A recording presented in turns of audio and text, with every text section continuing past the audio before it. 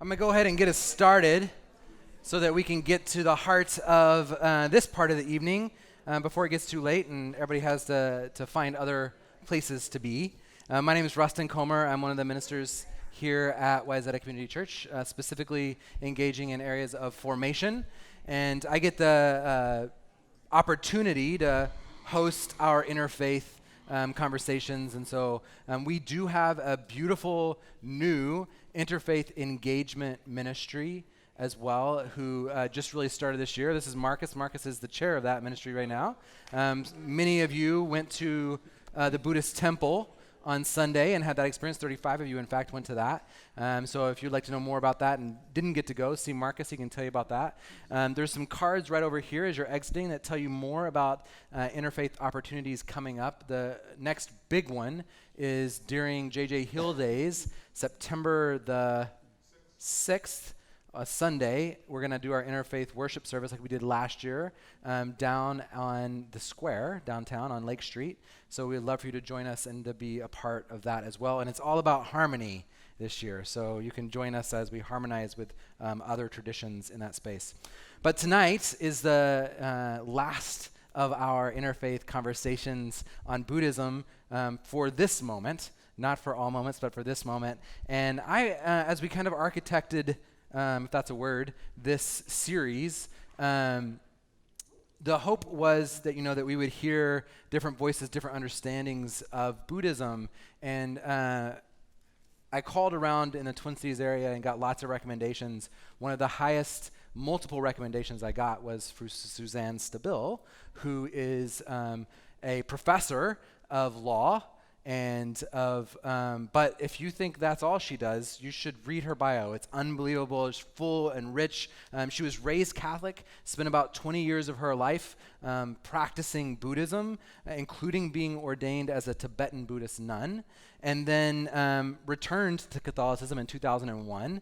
And so she has this very rich journey of this interplay of interfaith and how it works specifically within her own life. She's also trained as a spiritual director in the Ignatian tradition, which I love as a Jesuit guy up here. So really grateful for that piece of spirituality that comes into this space as well. And she offers individual spiritual direction. You can talk to her more about that following. She gives retreats. She wrote her first non-law book that was published so far. There's others coming called Growing in Love and Wisdom, Tibetan Buddhist Sources for Christian Meditation. I have 4 copies of this for sale tonight. I have 40 copies for sale on a truck somewhere that were supposed to be here today. So if you're not one of the lucky 4 who get a copy tonight, right over on the dark brown stool is a place where you can write your name and your phone number or email address. They probably will be in tomorrow, I would suspect, and I'd be happy to call you and even ship you a book if it makes it easier for you. They are $15 a piece, and I would love for you to have this book. It's a great resource. So without further ado, there's so much more I could say about Suzanne, but I'll let her say a little bit about that and tell her story. So without further ado, please welcome Suzanne Stabile.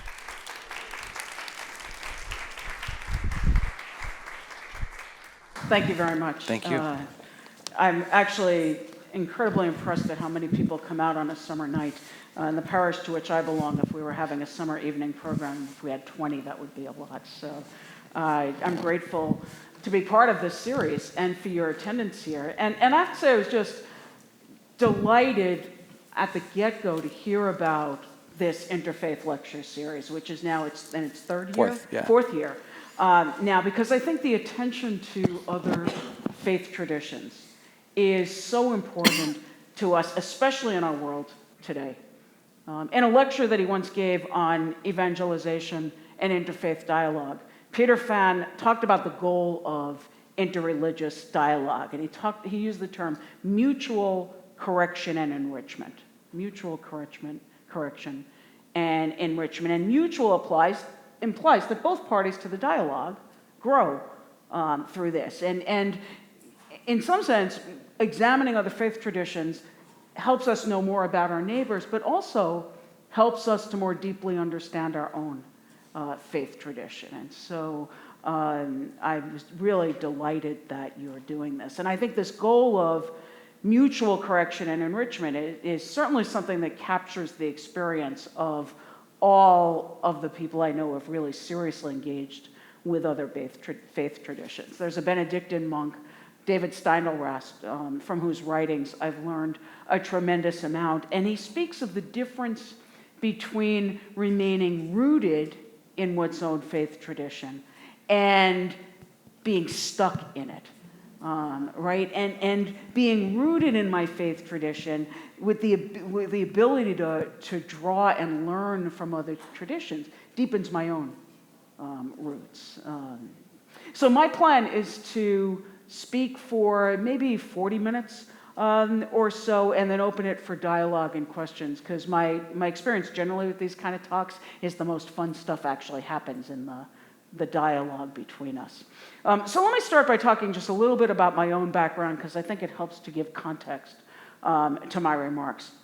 I was raised Roman Catholic in New York City in the 60s, in an environment where everybody went to Mass every week, where I went to the local Catholic school, and pretty much everything we did revolved around our faith parish. Girl Scouts, Boy Scouts, volleyball for the girls, softball for the boys, the youth camp, you name it, and it was in that parish context. Also at a time where there were a lot of nuns and priests around. So it just the kind of religious community was present constantly. And so what I got from that was precisely a wonderful sense of Christian community.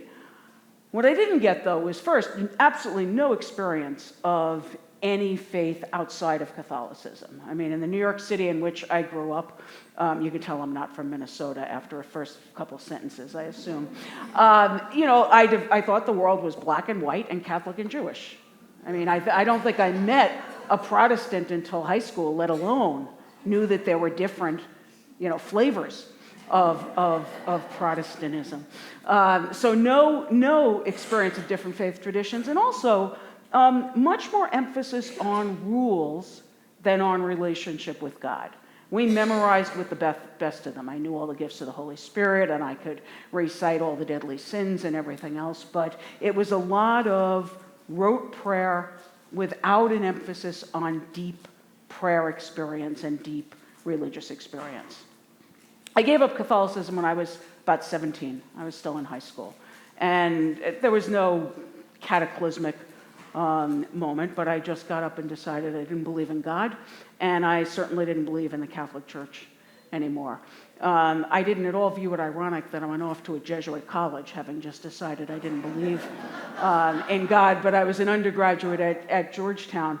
But I really went through the entirety of my college and early law school life with no faith tradition. And it was in Buddhism, in law school, that I was introduced to Buddhism by a friend who had been engaging pretty regularly in Buddhist meditation practice. And what began as an initial flirtation, as Rustin said, grew into 20 years during which I practiced Buddhism. I spent several of those years living in Nepal, India, and Thailand in Buddhist communities. And as he said, at one point was ordained as a Buddhist nun. And as a not particularly serious aside, I looked really good bald. Not everybody can pull off baldness, but...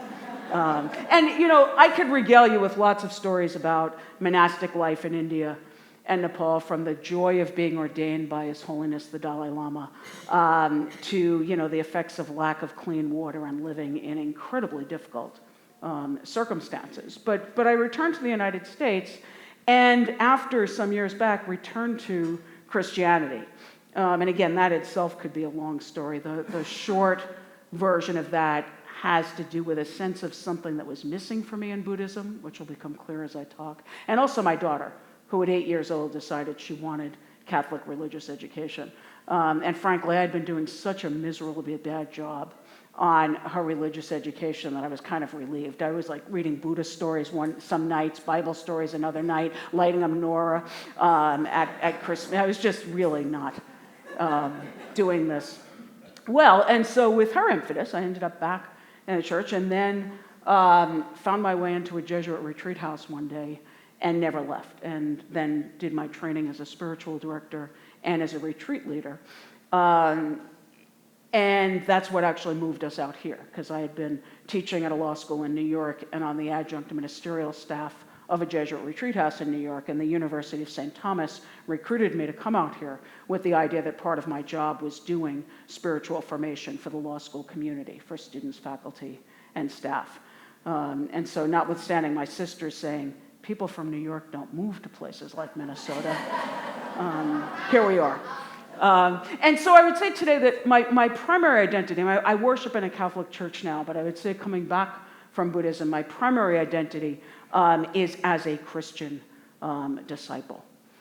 And I have to say that I had difficulty at first when I returned to Christianity, figuring out where my prior Buddhism fit in with my newly discovered Christianity. And it took me a while to figure out where I was with God after 20 years of basically either saying God didn't exist at all or that there was no room for God in my horizon.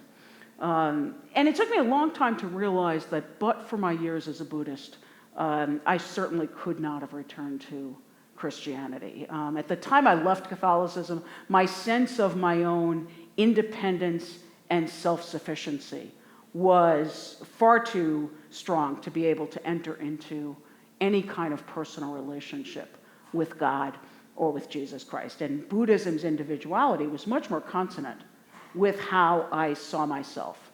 If there are any James Joyce fans in the audience, I fancied myself as I went off to Georgetown like Stephen Dedalus at the end of Portrait of an Artist. You know, I will not serve that in which I no longer believe. It's great talk at the end of that book. So what Buddhism did was offer me a way to develop a spirituality that I did not have before, and at a time that I could not have accepted a relationship with God. So it was Buddhism that, in some sense, helped me develop as a spiritual person, tilling the soil for my eventual return. So Buddhism was indisputably part of my path to God. I wrote in my journal in July 2007, I made the note here, and this was just before my husband, daughter, and I moved here. I wrote in my journal, I was called by God when I embraced Buddhism. God recognized I would not hear a call from nothing directly to Christianity, and so called me first to Buddhism. And my note was, God calls us in ways we can hear.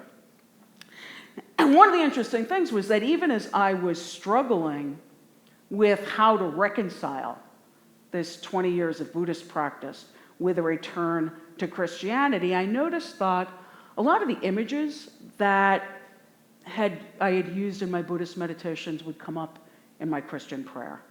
And that the breathing meditation practices that I learned as a Buddhist would rise spontaneously in times of stress. And that certain of the practices that we used in Buddhism for developing compassion would come to mind as I reflected on Jesus' teachings on love.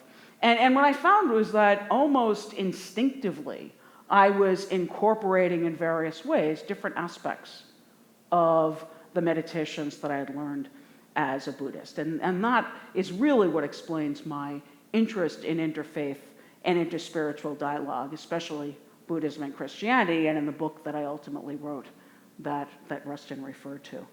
One other background item.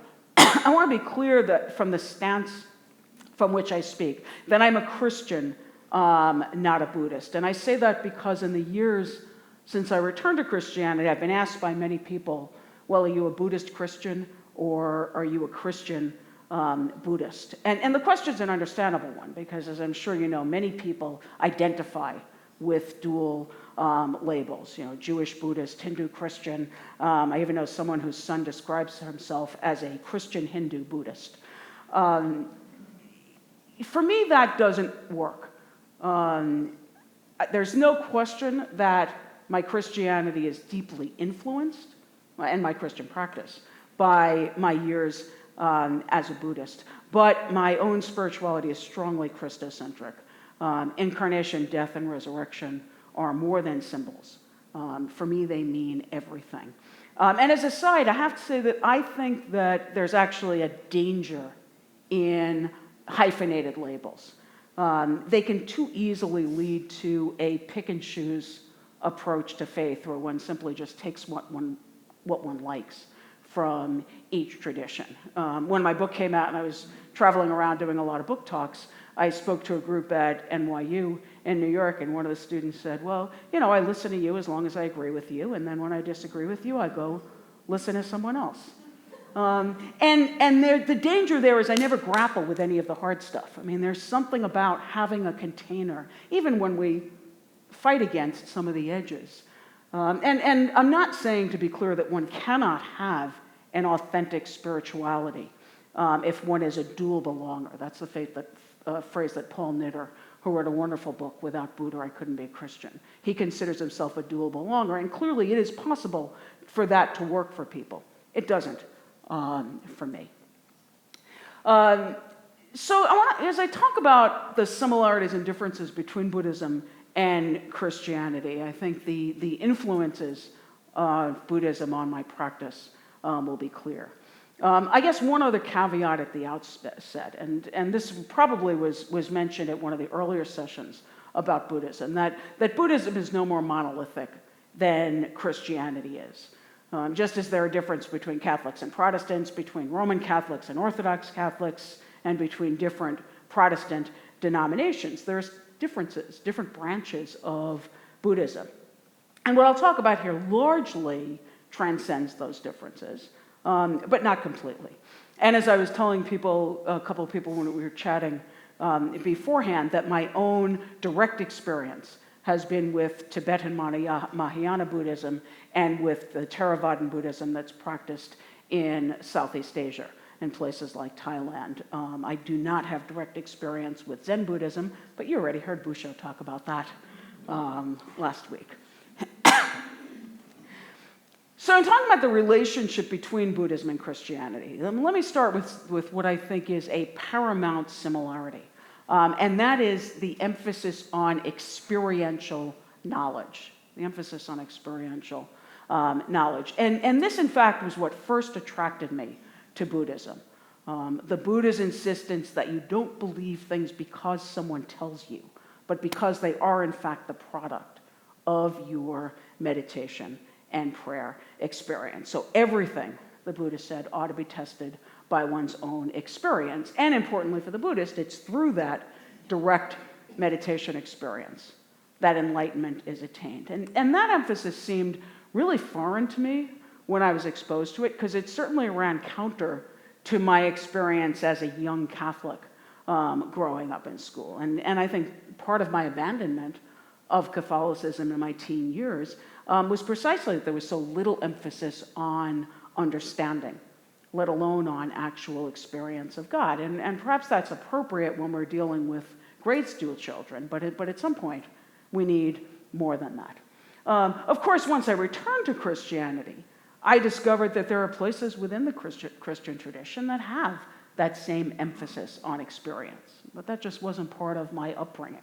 So I was exposed, as was alluded to in the introduction, to Ignatian spirituality, which puts so much emphasis on affective experience of God rather than just head knowledge. And this Ignatian spirituality is named after St. Ignatius of Loyola, the founder of the Jesuit order of Catholic priests. And before I even was ready to call myself a Christian again, I walked into a Jesuit retreat house and kind of never left and found a home there. And so I learned from that. I learned that, Karl Rahner, a prominent Catholic theologian, put so much stress on personal experience of God. I found the same thing in the writing of the Christian mystics.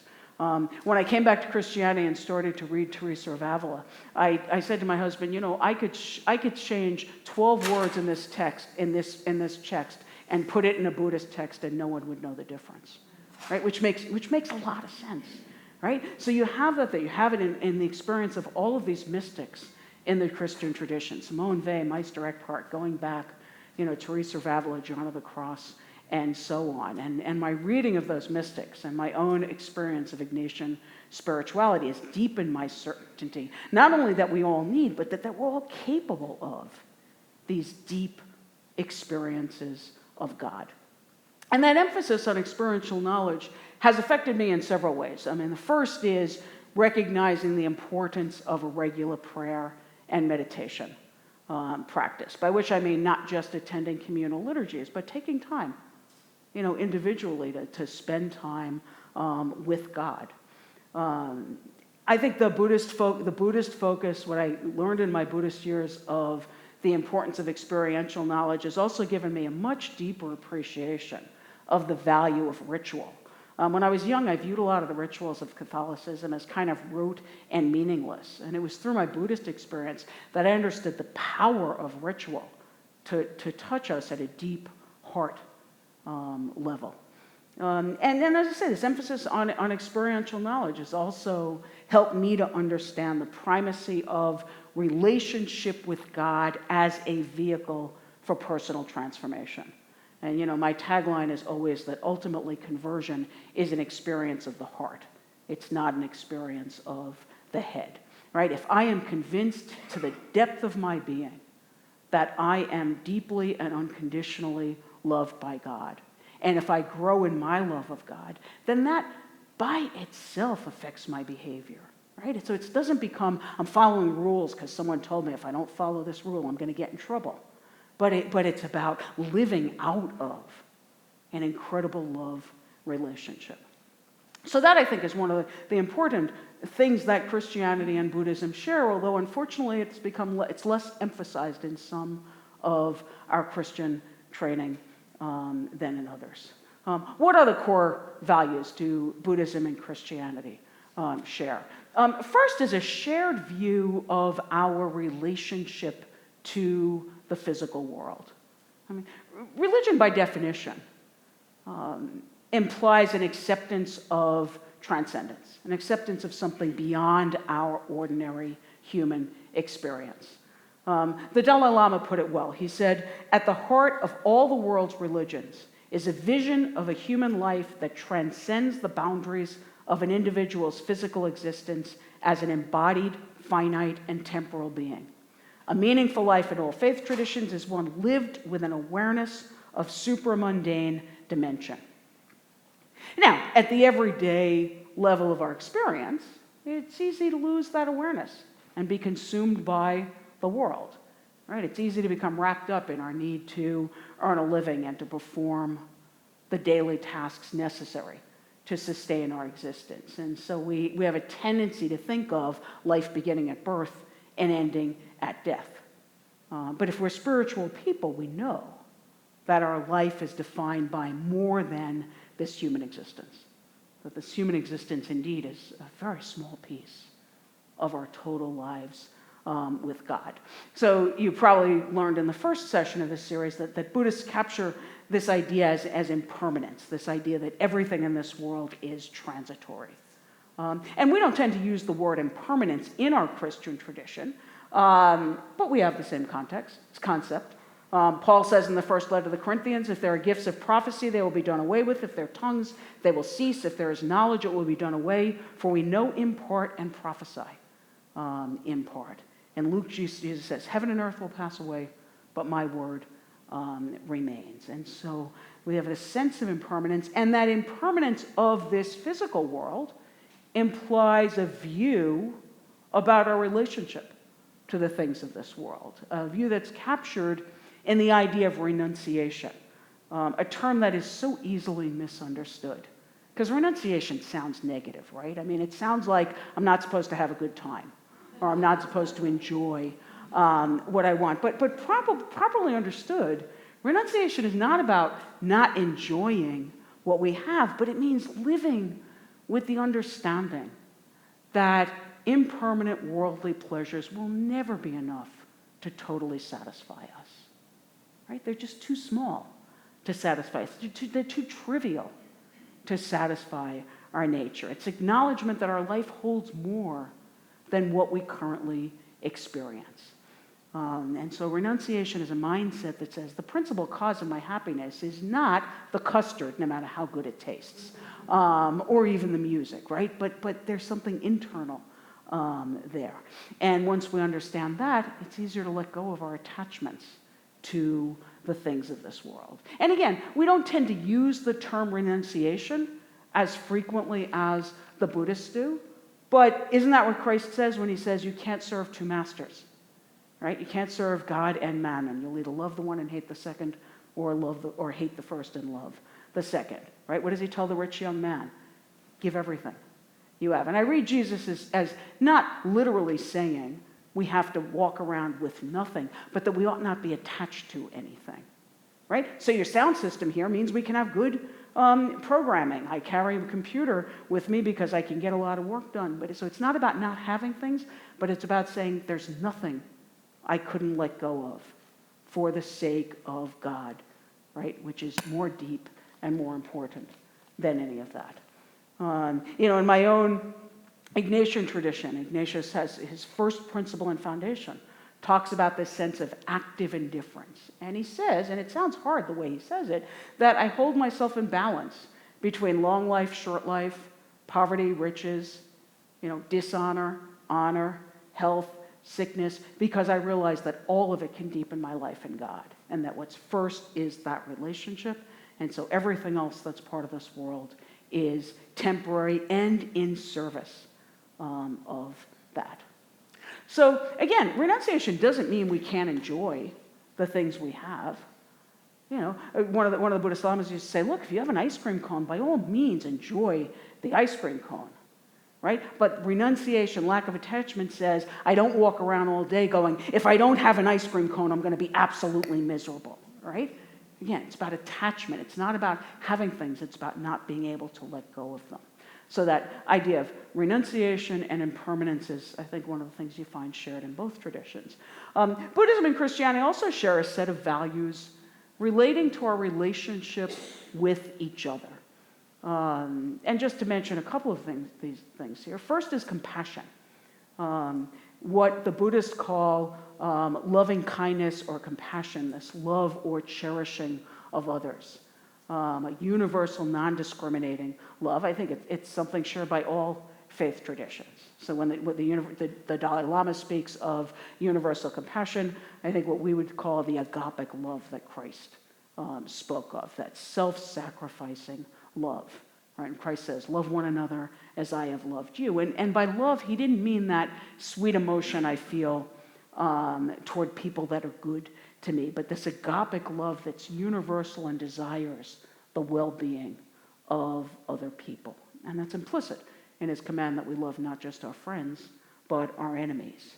And so, if you put side by side statements of the Buddha and statements of Jesus about love, you wouldn't even be able to pull them apart, right? The Buddha talks about a bodhisattva loving all beings as if he were his only child. Think of all the imagery we have in our Hebrew scriptures, about God's love being like a mother's love of a child, right? Another Buddhist sutra says, just as a mother would protect her only child at the risk of her own life, so we cultivate a boundless attention. The Dalai Lama refers to this kind of compassion or love as a fundamental spiritual value. And it's certainly shared by both and translates for both, particularly Mahayana Buddhism and Christianity, into this sense of laboring for the welfare of others. And in my own Ignatian spirituality, that's a very heavy strain, right? That I'm not just concerned with my own salvation, but with working on behalf of God's plan for the world. So Ignatian spirituality emphasizes very strongly this co-laboring with Christ on behalf of building God's kingdom. And so that universal love, again, in both traditions, is not just love people who are good of us, but love our neighbors.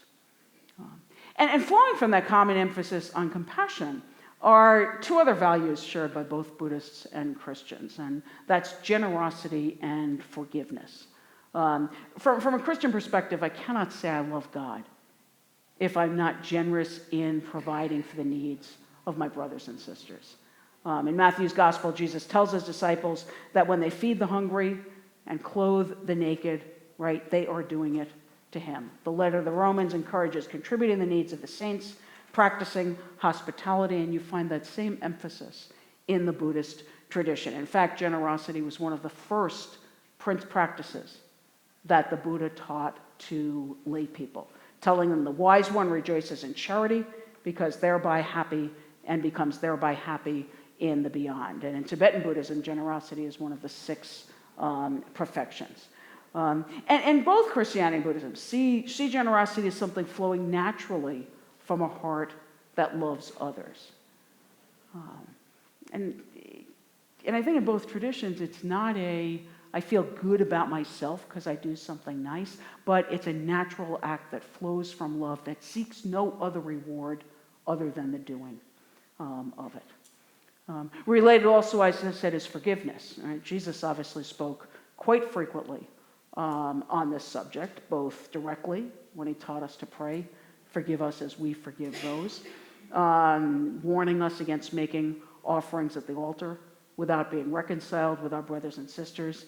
When Peter asked, I always love when Peter goes, how many times should I forgive? 7? And I think Peter thinks he's being magnanimous, right? And so I feel like Jesus is going, no, knucklehead, 70 times 7, which is not a number, but it's saying, no, a stance of forgiveness. And boy, I think that's something that even those of us who are good Christians and people who are good Buddhists struggle with. But in both traditions, you see that emphasis. And this emphasis on compassion, on generosity, on forgiveness is also grounded in both traditions, I think, by this understanding of our interdependence. I've described in my academic writing as a secular vision of the human person, is a vision of the human person as autonomous, isolated, right, where the primary value is autonomy as in freedom. And what Christianity and Buddhism share is a sense of fundamental interrelatedness. And indeed, right, when we pray the Lord's Prayer, I don't say my Father or Father.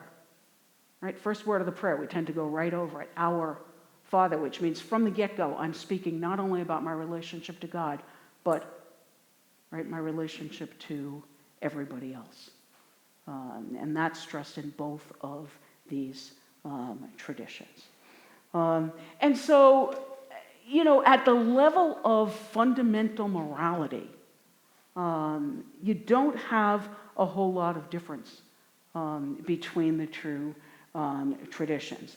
But where you do find what is for me the most significant difference, when the Buddhists say nothing exists other than an interdependence, they mean everything, without room or a role for a creator God. We talk about existence in interdependence, but also in dependence on God. Right? After all, it's the first of the Beatitudes, right? Poverty of spirit. Poverty of spirit has very little to do with material poverty and everything to do with my absolute and utter dependence on God. Right? And we acknowledge that need. And therein, as I say, for me is the fundamental difference between Christian and Buddhist. That when a Buddhist meditator sits down, the Buddhist believes, I am attaining enlightenment all on my own. Right? This is my effort. And when I sit to pray, whether I call it prayer, meditation, or contemplation, it's always a dialogic process because I know that I am engaged in a process with God, and that but for God, there wouldn't even be breath coming out of my body. And so that sense of absolute dependence on God. And I think that makes a difference. I think it makes an enormous difference whether I think I am the agent of my own salvation or whether I think I live in dependence on God. Now, I would say God is as much at work in the Buddhist practitioner as God is in a Christian, but that's not the way a Buddhist meditator would view it. And I think given that fundamental difference, I'm not sure what one means when they say I'm both a Buddhist and a Christian. The Dalai Lama once was asked about that. Could someone be both a deist, a Christian, and a Buddhist? And his comment was, up to a point, yes, but after a certain point, no. And I think this is where the rub is. That certainly we can say in terms of the moral code that we live by, in terms of our emphasis on practice, there's a consonance, but at some point, and for me where the rubber meets the road is, where's the role for God? And for us, that's a central goal. In addition to that enormous difference, right, other than that, Mrs. Lincoln, there are also some Buddhist concepts that are not so easy to fit into a Buddhist framework. The one that causes particular difficulty for people is the concept of reincarnation, right? Because Buddhists believe that human beings go through a cycle of births and rebirths, so that after this death in this life, you could be reborn as a human again, you could be reborn as an animal, you can be reborn in a temporary hell realm, in a God realm, or the like, until you attain enlightenment. And obviously that's a little difficult to reconcile with a Christian notion of each of us being created in the image and likeness of God. We certainly don't believe we can be reborn as a turtle or the like. I once listened to a talk by the Benedictine Brother David Steindl-Rast, who I mentioned earlier today, and he suggested a way that I thought reduced the tension between these ideas. I mean, he was asked about reincarnation, and he expressed his understanding that reincarnation and purgatory, which is the Catholic way, I don't know, do you have purgatory? No, okay. Well, Catholics have purgatory, right? They have this, like, if you die and don't get it yet, you're not ready for face-to-face God, you know, you're in purgatory. It's kind of like a waiting area, or so. But his point was that reincarnation and purgatory are different myths we use, myths in the positive sense of that term, to explain the fact that we don't know what happens when someone dies and they haven't fully gotten it yet. And so the Buddhists say you're reincarnated, the Catholics say purgatory, other people have different ways of talking about it. And that may not be plausible from a Protestant worldview that doesn't have a concept of purgatory. But for me, at least, it was a helpful way to think about it. And similarly, there are certain Christian concepts that don't fit so easily into a Buddhist framework, right? I mean, the God in which I believe, who breathes life in us moment by moment, and who Christians believe was made incarnate, made human by the incarnation and person of Jesus Christ, is simply not part of Buddhist cosmology. I mean, many Buddhists would acknowledge Jesus to be a holy figure, an enlightened being. They would see him as a Buddha or as a Bodhisattva, but certainly not in the way we understand Jesus or Christ as an incarnation of God.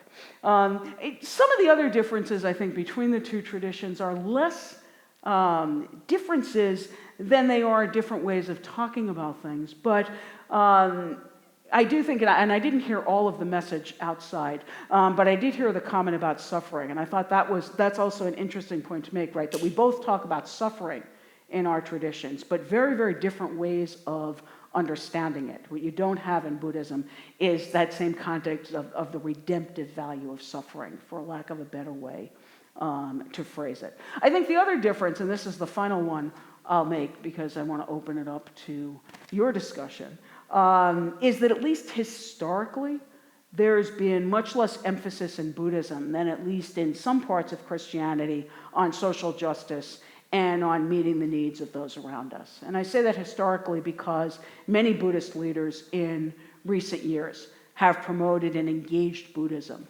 that accepts what the Dalai Lama has termed a universal responsibility to act against social oppression and injustice. And that's especially true of Thich Nhat Hanh, who you may be familiar with, who's nearing his death now. But he's one of the people who really put a lot of emphasis on promulgating principles of engaged Buddhism. But historically, that's not been part of the tradition. Okay, I've said a lot about Buddhism and Christianity, both similarity and differences, and I could talk like for the rest of the week, but I'd be much more interested in hearing where your questions and interests are in this subject. Yeah. Oh, and I think we've got a mic, coming around to... Just raise your hand so I can bring the mic because we're recording it. It helps. Thank you.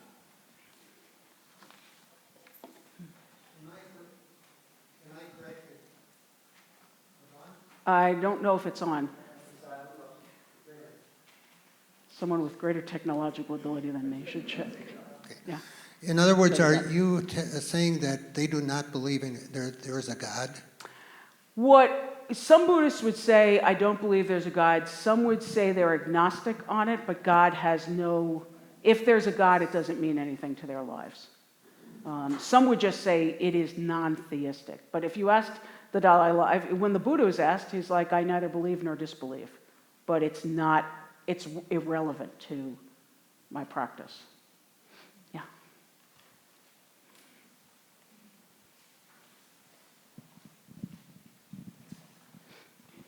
So to follow up with that question, is there like a creation story that Buddhists share? Yeah, not And- not that all Buddhists share. And, oh yeah, and I was going to say, and do they differ across the different brands? Yeah, and I'm not familiar with all of them, but the Tibetan Buddhists, have this kind of a story of, the world appearing. But what the traditional Buddhist answer would be, there was beginningless time, right? That's the traditional answer. Like it never was a beginning, it always. So that's the term that's used, beginningless time, which is a hard one for us to wrap our hand around. I mean, but to some extent, everybody comes up with some creation. Every tradition, right, comes up with some way of explaining it. So the Tibetans do have a fable in there, but I think the most common answer is it was just beginningless time. There was no first cause the way we talk about. Yeah.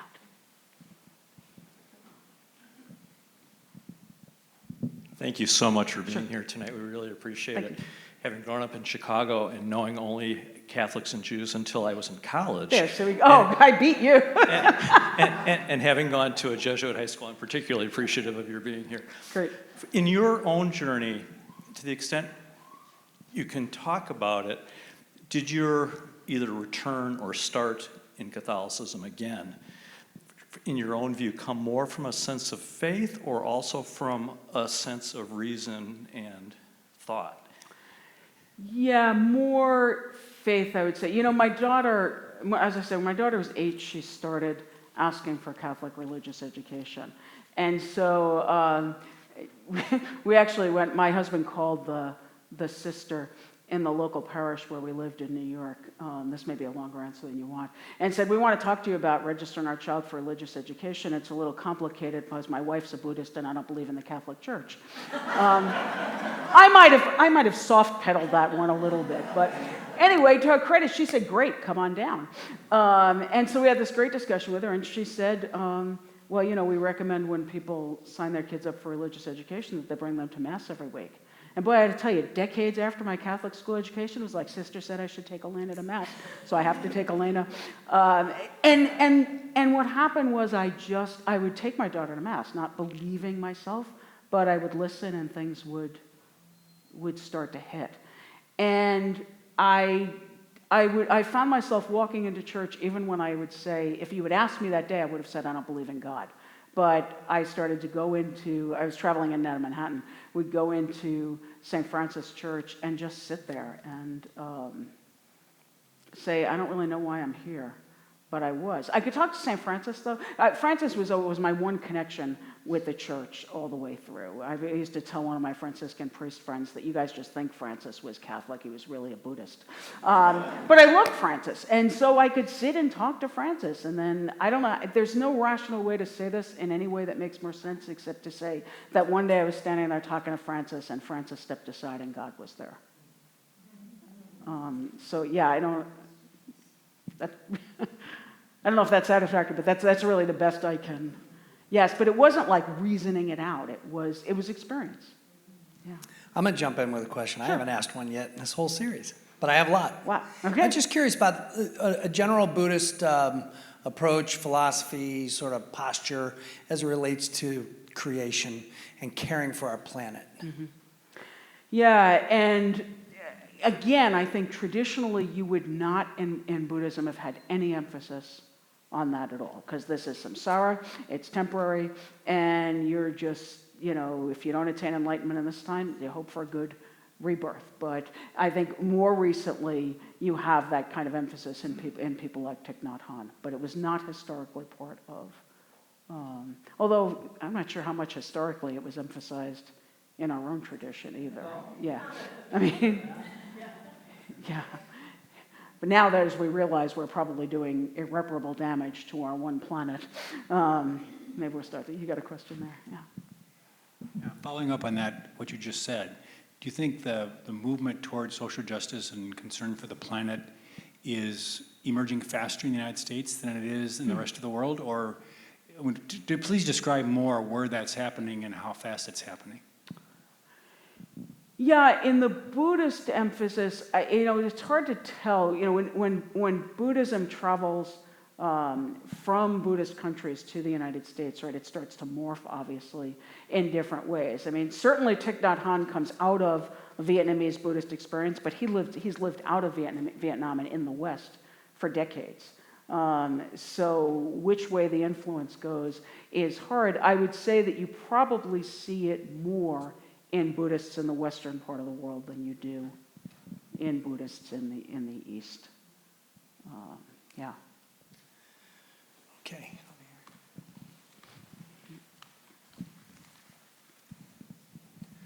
I'm just wondering, what's in the sacred Buddhist texts? Are they stories? Are they rules? Are they phrases to memorize? Yes, yes, yes.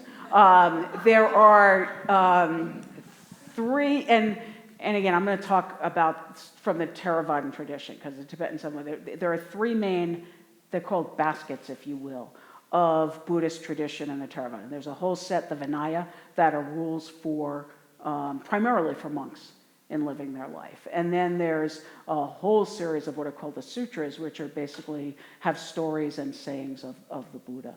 And then there's more philosophical texts. And so the Pali scriptures are books and, I mean, it's not like a Bible. It's books and books and books. And then in the Tibetan tradition, you have some of those scripture, but also some of the earlier teachings of the earlier Dalai Lamas almost come to the level of what we think of as scripture. So really quite extensive. So yes, everything you listed is part of that. But one thing that's a little different, just to go on that a little bit deeper, is that, you know, in the Gospels and in the epistles, there's an attempt to be historical, right? And we would say, how could it be, Yeah. right? I mean, there's an attempt, Yeah. and or an intent by the author Right. to capture some moments in history. But my understanding is there's almost none of that in the Pali Canon. Well, very the little. sutras are, here's the Buddha talking to his people, right? So I suppose they're the closest to our Gospels. But it, to the extent that the person we refer to as the Buddha, and the term Buddha just means enlightened being, but when we refer to it, we talk about a particular person, Prince Gautama, who became the Buddha. And what the Buddhists believe is that there's a predictable cycle, that you get deep degradation and then a new Buddha appears, and then you have this flourishing of the teachings, and then at some point they disappear again, and then another Buddha appears. So that particular historical figure, who was Prince Gautama, is the one that those sutras are all from his life. And so when we refer to the Buddha, we refer to that particular person, but the term just means enlightened person. Yes, I did. Are there milestones in a child's life if they're brought up as a Buddhist? Like we have, in this church, they do baptism and Yeah. confirmation. In my church, we did baptism at the age of consent, like you decided, and then you partake in communion. So anything like Yeah, that? no, not the same. And one of the struggles I had as a Buddhist raising a child is, I mean, what do you say? Just sit down on your cushion until you attain enlightenment. It doesn't work so well for a 3-year-old, right? No, but they don't have those kind of milestone sacraments. I mean, it is true that many people become ordained for a period of time. In Tibetan Buddhism, you have boys that are as young as 5, 6, being effectively in a monastery setting and growing up to be ordained, but they don't have the same kinds of. I mean, there's a. I guess the closest equivalent to our baptism would be a closer adult thing of taking refuge as a Buddhist, of formally taking refuge in the Buddhist Dharma and Sangha, but that's not a childhood thing. But that's closest to our baptism. Oh, why did she ask? I don't know. She was 8 years old, and everybody she knew was either going to synagogue for or Catholic religious education, and she was talking to Jewish friends and talking to Catholic. My daughter's a little precocious. When she was 4, she asked me if Jesus was God, and in one of my least skillful moments. 4-year-old. I'm like, well, here's what the Christians believe, and here's what the Jews believe, and here's what Mommy the Buddhist believes, She went away and came back a couple of minutes later and essentially said, in close to these words, you take Buddha, I'll take Jesus, as though we were choosing of sides. But yeah, I do think that she reached a point where everybody was having religious education. And my feeling, as I said, was I was doing such a miserable job of it. I really firmly believe that it's important to be raised in some faith tradition. And then what someone does when they're an adult, everybody's got to go through some sort of conversion where the faith they were raised in as a child becomes the faith they embrace as an adult, or try something else. But I thought I was doing such a miserable job that I kind of said to my husband, why don't we let the Catholics have her for now, and then when she grows up, she can figure out. I mean, I didn't say it that way, right? But then she can figure out what she wants to be when she grows up. But I was just not happy with how I was mucking things up. She would still call herself a Catholic. She's a singer now. She just finished her graduate work in vocal performance. So when she was in Appleton, she sang in a Presbyterian church. When she was in Tennessee doing her graduate work, she sang in an Episcopal church, and now she's in a UCC church up in New England. So she would probably still call herself Catholic, but she worships where she sings. Yeah. Susan, can you speak a little bit, the Jews are still waiting for the Messiah. Yeah. Lots of Christians think that Jesus is coming back, and maybe soon, right? I understand something about a figure, Maitreya, or Yeah.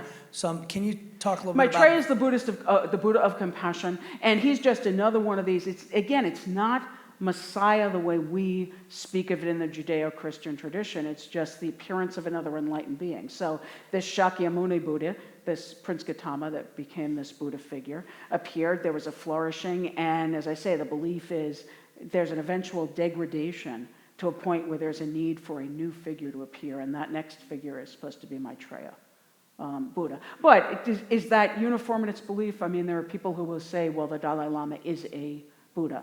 Tibetan Buddhists think their teacher they see them as Buddhas. But yes, Maitreya is considered the next kind of major to lead to another flourishing of the teachings. But again, it's very, very different from our concept of Messiah, because it's anybody starts as a human. We could all be Buddhas, right? It's a question of attaining that level of enlightenment.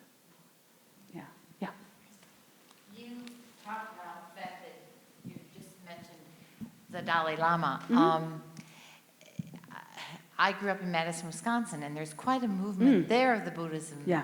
And that they are schooling people to become the new Dalai Lama or something such as that. Can you talk a little bit about that? Because it just seems... Yeah, it's first of all, the Dalai Lama is believed to be an incarnation of the previous one. So until this one dies and reincarnated, there can't be another Dalai Lama, right? There's only ever one. Is he Buddha? The Tibetan Buddhists would say he is an enlightened being, so he is a Buddha, right? There's not a singular Buddha, right? That is just a term that means enlightened being. Just to step back for a second, just as there's differences between Mahayana Buddhism and Theravada and Tibetan and others, there are four main lineages of Tibetan Buddhism, so the Dalai Lama is only seen as the spiritual head of one of those lineages, the Gelugpa lineage, and the Deer Park, right, I believe is also part of that Gelugpa lineage. So they're not training a new Dalai Lama because there will only be one after this Dalai Lama dies, although he said it's not clear whether there would be another one. Because part of the concern politically is that China is trying to co-opt the process and make sure they pick the next Dalai Lama, as opposed to the process that goes on is an incredibly complicated process for recognizing the reincarnation of any Lama, not just the Dalai Lama. But the Chinese, just as the Chinese did this with the Panchen Lama, the second in command, and this starts to mix spiritual and political to a certain extent, but the second, like associate pastor, is the Panchen Lama. And when the last Panchen Lama died and his reincarnation was recognized, the Chinese kidnapped him, named someone else, and no one knows where that Panchen Lama is, the one who was recognized as the incarnation. And so I think the Dalai Lama's made some noises at different times that says maybe he'll be the last Dalai Lama. But that's not a spiritual issue. That's out of fear of Chinese co-opting the process. I mean, whatever else one thinks of anything else, what China is doing to the Tibetan people is pretty awful. But yeah. I know we started a little bit late, so we're going a few minutes late. Let me ask one question, and Kristen, you'll maybe close us out? Well, I already asked 3, so. No, I'll give it to you and then. I'm trying to think of how I can put this succinctly, but I'm curious about, from hearing your journey, leaving the church and then sort of rediscovering or discovering the mystic tradition within your Catholic tradition. And that's not an uncommon kind of movement. And so I guess I'm interested in what you might comment on to the church in the broad sense, because it seems like a lot of children are more mystically inclined. So what happens along the way? Is this a developmental thing? Is this, I mean, everybody has their own journey, I understand, but it seems like there's something there that, I mean, one can grow up in a church and not ever be aware of these mystical experiences and practices. So I wonder if you could speak to that or say something about what is happening. There are so many different ways to react to that. One is just, at least speaking of the Catholic Church. You know, the Catholic Church has always had a somewhat difficult relationship with its mystics, right? Because the church says, we say what the teachings are, and the mystics say, here's my experience of God. So the church has always had a little bit of uneasiness about that. You find it's more emphasis in certain movements, right? The charismatic movement, right? But I just think that, and maybe there's more done now because you're starting to see more emphasis, even with children, on meditation and the like. But I would say it's still not part of mainstream. And like, I don't know about here, but like, I'm in a Jesuit parish, so we do a lot of retreat programs for our people. But you don't see that universally across parishes. And so you see emphasis in different places. But boy, it would be lovely if it were more universal than it is. But I think any institution, Chris, present institution included, right, there become power and control issues that complicate things. Yeah? I have a question on how did Buddhism start? You know, and depends on who. The question, in case it wasn't heard on the recording, was how did Buddhism start? Some people will tell you that it is an outgrowth of Hinduism. And it is true that there were teachings that grew up in India or out of India, and I'm going to lose my history here, but many, many centuries before these Buddhist teachings started arising. So you don't have, as Christianity, we could say, well, Christianity started with the incarnation and person of Jesus Christ, and we don't have that sort of thing. But it came out of the Indian subcontinent, and probably out of diverged off from the Hindu tradition.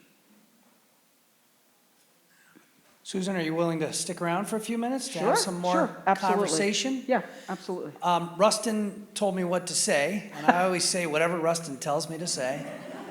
Here is where you can sign up to get a book, but Rustin also said that we had 4 books to give away. Ooh. I was trying to figure out how to do this. What would be the Buddhist approach to gift giving? I'm not touching that one. Have any of you been here for all 3 lectures? Let's see how many hands those are. Okay, that's too many. That's not narrowing it down much, dear. Tell you what, if you want to have one of Susan's books, come see me on your way out. We'll get you either signed up for one or I'll give you one of these. I'm not even going to try to do what Rustin wanted me to do. He was like, give them to the 4 best questions. Oh, yeah. Okay, great. Now I got to make that call, too.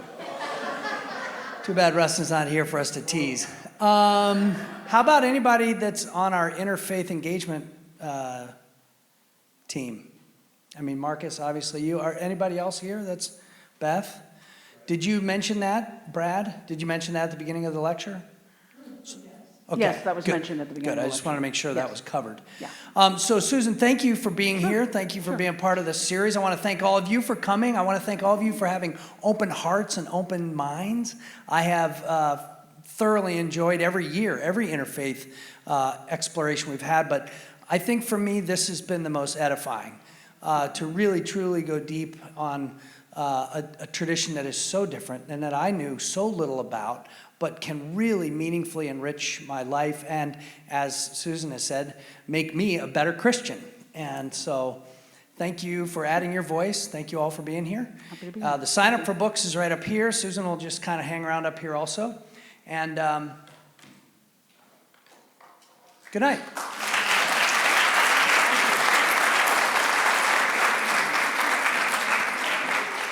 Drive carefully.